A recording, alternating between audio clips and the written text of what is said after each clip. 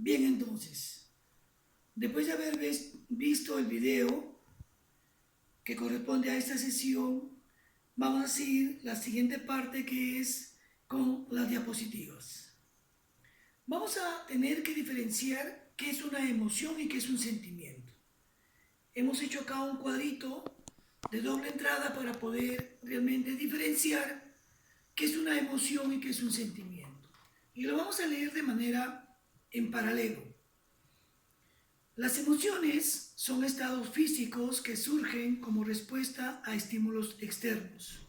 Yo veo a una persona o me pasa un hecho, un acontecimiento, me puede generar un sentimiento de emoción como la alegría, la frustración, la tristeza. Entonces, esa es una emoción. Un sentimiento son asociaciones mentales y reacciones a las emociones. Primero es la emoción y después es el sentimiento. Vamos a ver otras diferencias. Las emociones proceden al sentimiento, son antes del sentimiento. Los sentimientos son posteriores a la emoción. Otra diferencia, puede ser fácilmente observada por otros. Veo el enfado, veo la cólera, veo la tristeza, veo la melancolía, veo la rabia. En cambio, los sentimientos no es fácil de observar por otras personas. Emoción. Aparecen en forma brusca y son intensos. ¡Gol! Gritaron el gol, saltó, hasta lloró de repente de emoción. Esa es una emoción. Un sentimiento se presenta con moderada intensidad y no es de manera brusca. Otra diferencia más entre emoción y sentimiento son estados afectivos pasajeros. Un sentimiento son estados afectivos de carácter duradero. Por ejemplo, estábamos jugando y de pronto se metió, mi jugador favorito metió un gol, salté, esa es una emoción. Un sentimiento será más duradero porque yo en los años, de repente al año me recuerdo y digo, recuerdo una fecha como hoy, que mi equipo fue campeón. Esa es una emoción, el saltar el gol, y el sentimiento es aquello que me dura, que duró hasta el siguiente año o que duró hasta el resto de mi vida. Hemos visto entonces emociones y sentimientos. Una apreciación más.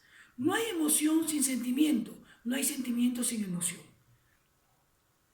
Los dos se tienen que dar. Hay una relación biounívoca de uno a uno. Vamos a ver ahora cómo podemos darnos cuenta de nuestras emociones y de las de los demás. Las emociones están presentes en todos los momentos de nuestra vida, aunque a veces no somos conscientes de ello. Nuestro estado emocional varía a lo largo del día porque somos sensibles a aquello que nos ocurre y a las relaciones con las y los demás. Ser conscientes de nuestras emociones requiere prestar atención a nuestra forma de pensar, a las respuestas fisiológicas de nuestro cuerpo y a nuestras reacciones. Efectivamente, una persona que sabe leer las emociones de los demás realmente es muy bueno. ¿Por qué? Porque va a llevar a cabo las emociones positivas. Y realmente eso permite medir ciertos tipos de actitudes. Vemos entonces que es importante tener un poquito de detenimiento y ver cuál es la emoción que tienen las otras personas, cuál es mi emoción que yo tengo. Y las emociones de los demás, en las relaciones interpersonales, es importante prestar atención a lo que piensa y sienten las otras personas. Es decir, poner a trabajar nuestra capacidad para escucharlas, para observarlas y tratar de comprenderlas emocionalmente, intentando ponernos en su lugar. Esta capacidad se llama empatía y facilita nuestra relación con los demás.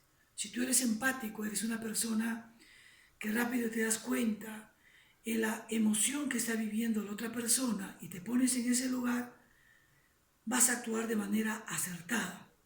Vas a ser una persona que rápido vas a tener una inteligencia emocional de lo cual va a permitir que las otras personas puedan tener buena relación contigo. La empatía consiste en ponerse en lugar de la otra persona e intentar saber lo que siente, reconocer, comprender y apreciar sus sentimientos. Para ello, nos hacemos capaces de leer las señales emocionales.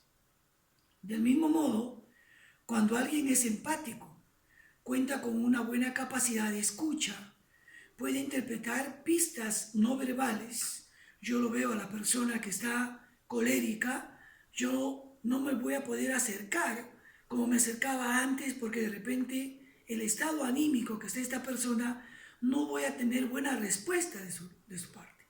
Entonces, o de repente el gesto que está haciendo, el ademán que está haciendo, son gestos que me va a generar, son formas de comunicarse de la otra persona en la cual yo tengo que leer la emoción que le está generando ese estado anímico. Cuando uno sabe cuándo hablar y cuándo no, todo ello le facilita el camino para influir de manera positiva en las emociones de los demás y de los demás, lo cual beneficia sus relaciones interpersonales.